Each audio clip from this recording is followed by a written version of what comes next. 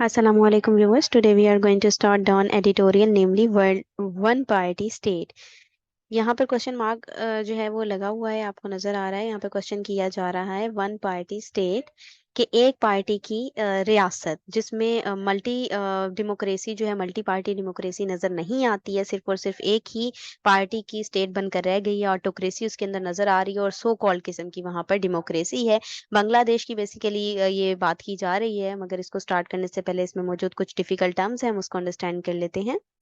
तो हमारी जो सबसे पहली टर्म है वो है वेनियर। वेनियर का मतलब होता है सुपरफिशियल या डिसेप्टिव अपीयरेंस, यानी कि चोगा। किसी चीज के लबादे में किसी की जो हकीकी नेचर है, जो ट्रू नेचर है, उस चीज को छुपा देना, कवर कर देना। नेक्स्ट हमारे पास आता है पॉलिटिकल कंसोलिडेशन। कंसोलिडेशन बेसिकली जमूद को ही कहते हैं। और पॉलिटिकल कंसोलिडेशन से यहाँ पर मुराद ये ली जा रही है कि किसी एक ग्रुप या एक पार्टी, जो पर्टिकुलर ग्रुप है, ये पर्टिकुलर पार्टी है, उसी के पास पावर का मौजूद होना और किसी और पावर का जो है वो डिसेंट्रलाइज ना होना। नेक्स्ट हमारे पास है क्रैक डाउन। क्रैक डाउन का मतलब होता है एक स्वीयर और सडन एनफोर्समेंट ऑफ लॉज को कहते हैं, यानी कि स्ट्रिक्ट किस्म की मेजर्स ले लेना अपोजिशन को रोकने के लिए, सप्रेस करने के लिए, दबाने के लिए। नेक्स्ट हमारे पास ऑटोक्रेटिक आता है। ऑटोक्रेटिक का मतलब भी यही होता है कि सिस्टम ऑफ गवर्नमेंट जिसमें एक ही जो है वो पर्सन हो, या सिंगल लीडर हो, या रूलर हो, या एक ही पार्टी हो जिसकी तमाम डिसीजंस जो हैं वो चल रहे हों और किसी और को इंटरफेयर करने की इजाज़त ना हो। नेक्स्ट हमारे पास लॉयलिस्ट आता है। लॉयलिस्ट वफादार को कहते हैं, ठीक है। वफादारियाँ, फेथफुलनेस किसकी किसके साथ है। नेक्स्ट हमारे पास परसिक्यूशन है। परसिक्यूशन का मतलब भी यही होता है कि सब्जेक्ट करने के लिए इंडिविजुअल्स को जो एक्ट किया जाए, ठीक है, किसी इंडिविजुअल को या ग्रुप्स को सप्रेस करने के लिए, डिस्क्रिमिनेट करने के लिए जो एक्ट किया जाता है उसको परसिक्यूट करना कहते हैं। नेक्स्ट हमारे पास मल्टी पार्टी डेमोक्रेसी आता है। मल्टी पार्टी डेमोक्रेसी का मतलब यही है कि जमहूरियत में मल्टी पार्टीज हों, बहुत सारी पार्टीज मौजूद हों। नेक्स्ट सेंक्शंस आती हैं। सेंक्शंस का मतलब जो है वो पाबंदियां लगाना होता है, रुकावटें, ठीक है। नेक्स्ट हमारे पास इनकार्सिरेशन है। इनकार्सिरेशन का मतलब मुकय्यद करना, कैद करना है। नेक्स्ट जो है हमारे पास वो है डिप्लोमेटिक प्रेशर। डिप्लोमेटिक प्रेशर से मुराद यही है कि डिप्लोमेटिक जराओं से, जैसे कि नेगोशिएशन हो गई, मुज़ाकरात हो गए, कम्युनिकेशंस हो गई, बातचीत हो गई, इसके ज़रिए से जो है कुछ ऐसी पॉलिसीज़ अडॉप्ट करके प्रेशराइज़ करना, उसको डिप्लोमेटिक प्रेशर कहा जाएगा। तो ये थे इसमें मौजूद कुछ डिफिकल्ट टर्म्स जो हमने अंडरस्टैंड कर लिए। अब हम इसको स्टार्ट करते हैं।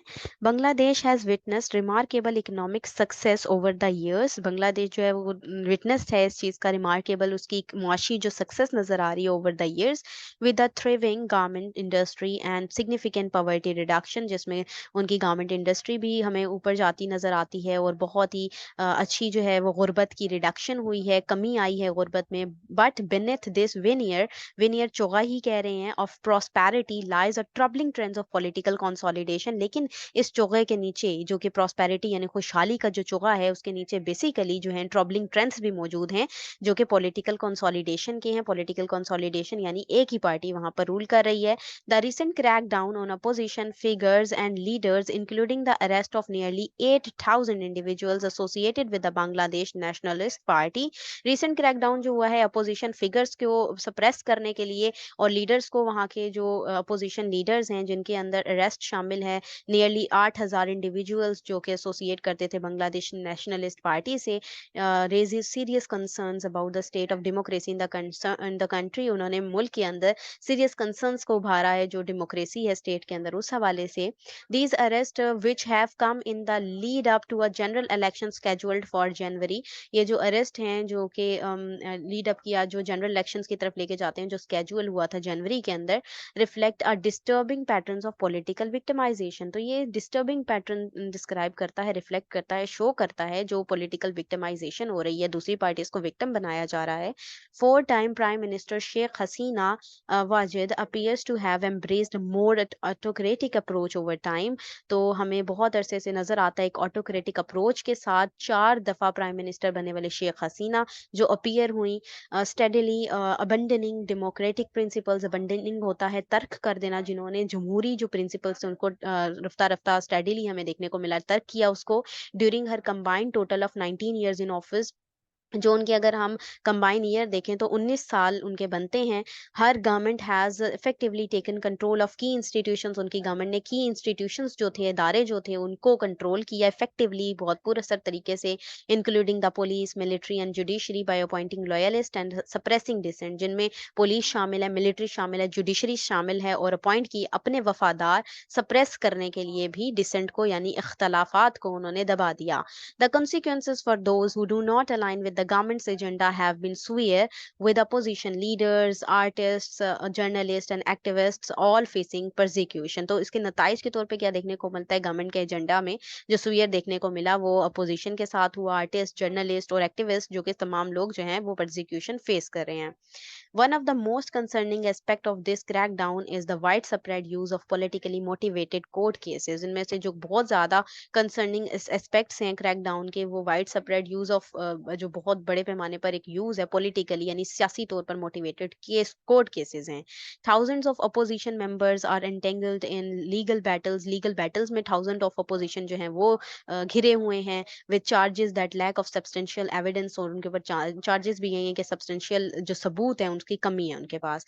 द सिचुएशन हैज एस्केलेटेड होता है बढ़ना to the point where Bangladesh is on the verge of becoming a one party state. तो सिचुएशन इस पॉइंट तक बढ़ रही है कि बांग्लादेश उस दहाने पर खड़ा है, वर्ज पर है कि वो वन स्टेट पार्टी बन रहा है। अपोजिशन लीडर से that their movement seeks to restore multi party democracy. Opposition leader ये कहते हैं कि वो मूवमेंट चलाना चाह रहे हैं जिसमें रिस्टोर करना चाहते हैं मल्टी पार्टी जमहूरियत को।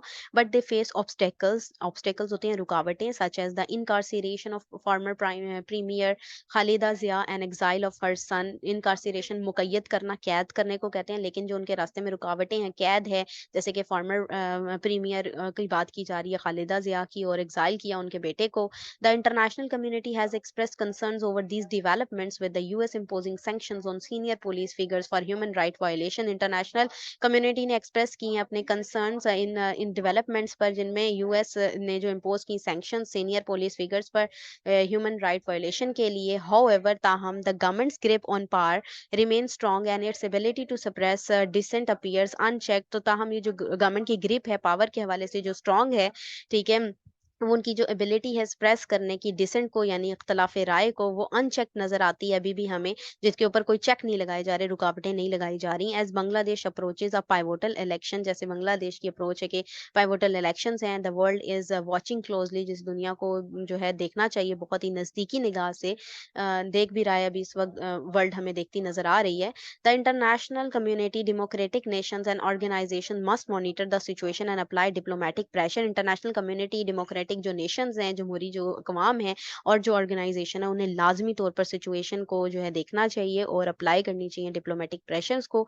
The people of Bangladesh deserves a free and fair election without fear of political victimisation. जो बांग्लादेश के लोग हैं वो डिजर्व करते हैं फ्री और फेयर किस्म के इलेक्शन, जिनमें बिला खौफ जो है वो पॉलिटिकल विक्टिमाइजेशन ना हो रही हो, इस तरीके की चीज़ ना हो, बिल्कुल फेयर एंड फ्री इलेक्शंस वहाँ पर हों। करंट अफेयर के हवाले से बहुत ज़्यादा इंपॉर्टेंट है ये, और ये था इसका एनालिसिस। अगर आप लोगों को ये पसंद आया है तो काइंडली इसको लाइक कीजिएगा, शेयर कीजिएगा। Thank you very much. अल्लाह हाफिज़।